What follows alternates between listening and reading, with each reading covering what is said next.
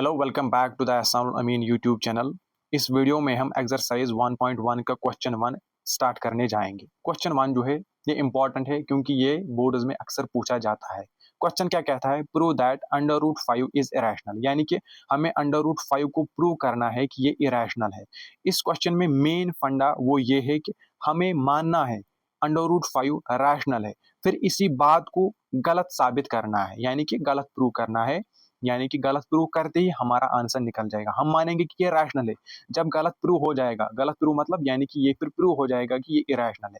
किस तरीके से स्टार्टिंग करेंगे? हम मानेंगे let us assume to the contrary that under root 5 is rational, यानी कि हम मानेंगे कि ये रैशनल है। कंट्रारी यानी कि हम मानेंगे कि ये रैशनल है। जब हम फिर इसको सॉल्व करेंगे, हम इसको सॉल्व करके गलत साबित करेंगे, उसी को हम कहते हैं कंट्रारी। तो अंडर रूट 5 को हम लिख सकते हैं a डिवाइडेड बाई b। क्यों लिख सकते हैं a डिवाइड बाई b? क्योंकि हमने माना कि अंडर रूट 5 वो क्या है? रैशनल है। तो रैशनल रैशनल हम किसको कहते हैं? रैशनल नंबर किस नंबर को कहते हैं? जो p बाई क्यू के फॉर्म में है। तो हमने लिखा a divide by b where a and b both are को प्राइम नंबर्स, दोनों को प्राइम है। को प्राइम किन को कहते हैं? अब यहाँ पे ये इंपॉर्टेंट, को प्राइम नंबर्स हम उन नंबर्स को कहते हैं जिनको ओनली वन कॉमन फैक्टर होता है, नेमली वन, उनको हम कहते हैं को प्राइम। हमने लिखा। इसके बाद हम क्या करेंगे? Squaring both sides, squaring both sides. अब दोनों साइड्स को स्क्वायरिंग करेंगे। Under root 5 square equal to a divide by b का स्क्वायर। ये अंडर रूट स्क्वायर से कट जाएगा, क्या आ जाएगा? 5। यहाँ पे क्या आ जाएगा? A square divided by B square. लिखा। ये बी स्क्वायर अब यहाँ पे आ जाएगा। हम लिख सकते हैं 5b स्क्वायर इक्वल टू है ए स्क्वायर का। तो अब यहाँ पे इंपॉर्टेंट है, यहाँ पे हम लिख सकते हैं 5 डिवाइड्स ए स्क्वायर। कैसे हम लिख सकते हैं? यहाँ पे जो बहुत सारे बच्चे जो है वो यहाँ पे कंफ्यूज होते हैं कि 5b square equal to a square कैसे हुआ 5 डिवाइड्स ए स्क्वायर। यहाँ पे मैं आपको समझाऊंगा, यहाँ पे रफ, यहाँ पे मैं आपको समझाऊंगा। फॉर एग्जाम्पल मैं यहाँ पे 5 लिखूंगा और यहाँ पे जो ये बी स्क्वायर ये मैं मान लूंगा यहाँ पे 2। मैं मान लूंगा यहाँ पे बी स्क्वायर, ये जो ये 2 है ये मैं मान लूंगा ये बी स्क्वायर है। तो ये किसके इक्वल आया? 10 के इक्वल आया। ये 10 के इक्वल, ये किसके इक्वल आया? ए स्क्वायर के। यानी कि 5 डिवाइड्स 10, 5 जो डिवाइड करता है 10 को, 10 डिवाइडेड बाई 5 क्या आया? 2। यही इसका मतलब होता है। 5b square equal to a square, ये होता है 5 डिवाइड्स ए स्क्वायर। हमने यहाँ तक लिखा। मैं यहाँ पे लिख सकता हूँ 5 डिवाइड्स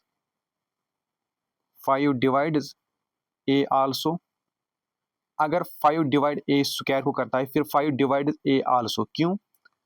यहाँ पे थ्योरम है ए स्क्वायर इज डिविजिबल, क्योंकि यहाँ पे A square is divisible by 5, therefore A is also divisible by 5। इसको हम फर्स्ट मानेंगे। ठीक हो गया यहाँ तक क्लियर? हमने लिखा 5 डिवाइड्स ए। ठीक, हम इसकी जगह लिख सकते हैं वी कैन राइट, इस 5 डिवाइड्स ए की जगह हम लिख सकते हैं यहाँ पे 5c इज इक्वल टू ए लिख सकते हैं। ठीक, स्क्वायरिंग करेंगे both sides, squaring both sides 5c square equal to a square. यहाँ पे 5c इक्वल टू ए कैसे आया? क्योंकि 5 डिवाइड्स ए, यहाँ पे मैंने आपको समझाया 5b square equal to a square वो आता है 5 डिवाइड्स ए स्क्वायर। अब इसी का हमने उल्टा लिखा, यहाँ पे हमने लिखा 5b square equal to a square वो आता है 5 डिवाइड्स ए स्क्वायर। अब जब 5 डिवाइड्स ए स्क्वायर हम लिख सकते हैं 5b square equal to a square, यहाँ पे यही उसका उल्टा है जो मैंने यहाँ पे आपको बताया। ठीक हो गया यहाँ तक क्लियर? फिर हमने स्क्वायरिंग की, स्क्वायरिंग बोथ साइड, ये क्या आ गया? 5 इंटू 25 होता है। यहाँ पे c का स्क्वायर इक्वल टू यहाँ पे क्या आएगा? ए स्क्वायर। ठीक, यहाँ पे आएगा ए स्क्वायर। तो हम लिख सकते हैं 25c स्क्वायर। यहाँ पे ए स्क्वायर किसके इक्वल टू है? ए स्क्वायर यहाँ पे किसके इक्वल टू है? 5b² यहाँ पे लिखना है, a² इक्वल टू किसके है, 5b² के। हो गया यहाँ तक। फिर ये दोनों कटेंगे, 5 1 ये कट जाएगा, 5 और 5 पे कट जाएगा, तो यहाँ पे हम क्या लिख सकते हैं, 5c² इक्वल टू किसके आया, b² के। तो हम यहाँ पे सेम इस तरीके यहाँ पे बनाना, यहाँ पे था 5b² इक्वल टू a², यहाँ पे अब क्या आया, 5c² इक्वल टू b²। हम यहाँ पे लिख सकते हैं ना, 5 डिवाइड्स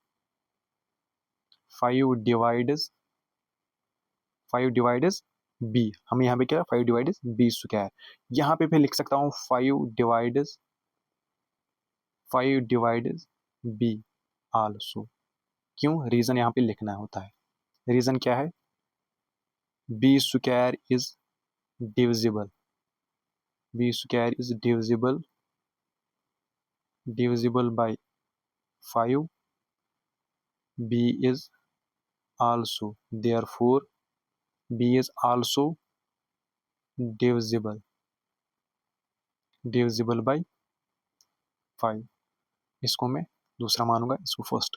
फिर हम क्या करेंगे, from first and second, 5 is a factor, 5 जो फैक्टर है ऑफ बोथ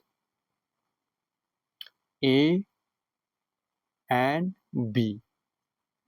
5 जो है factor both a and b, हमने यहाँ पे क्या माना था, ए एंड बी वो क्या है, को प्राइम, यानी कि को प्राइम, मैंने आपको पहले ही बताया, को प्राइम ऐसे नंबर जिनको सिर्फ वन कॉमन फैक्टर होता है, नेमली 1। लेकिन यहाँ पे क्या हुआ, 5 यहाँ पे फैक्टर है बोथ ए एंड बी का, यहाँ पे ए और बी के दो फैक्टर्स आए, एक तो 1 और दूसरा यहाँ पे 5 आ गया, तो 5 is a factor of both a and b. यहाँ पे दो फैक्टर्स आए, एक है, तो सो दिस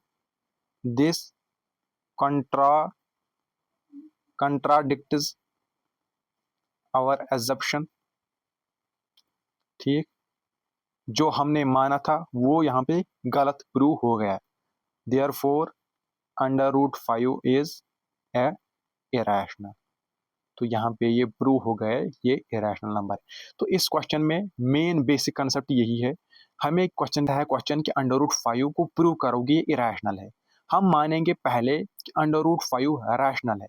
ठीक, हम इसी बात को फिर गलत प्रूव करेंगे और हमारा यहाँ पे फिर आंसर निकला। हमने माना √5 रैशनल है, लेकिन जब हमने यहाँ पे सॉल्व किया तो यहाँ पे ये प्रूव हो गया कि ये इरेशनल है। ठीक हो गया, यहाँ तक क्लियर। Thank you.